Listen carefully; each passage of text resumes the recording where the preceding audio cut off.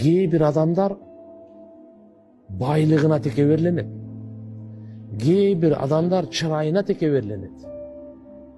Кээ бир адамдар мансабына текеберленет. Кээ бир адамдар өзүнүн урук тууганына, тегине текеберленет. Уруусуна. Кээ бир адамдар өзүнүн илимине текеберленет. Эң жаман текеберлик өзүнүн илимине текеберленет. Башкаларды төмөн көрүп, шайтан ушу менен урат муну. Ошон үчүн дайыма я Алла, сен гана мени сактайсың деп. Ошого жараша биз өзүбүз да аракет кылышыбыз керек. Ар кимди кагып, анан ар кимди жиркип, жок. Эл ката, жамаат менен бир жөнөкөйлүктө. Пайгамбар саллаллаху алейхи вассалам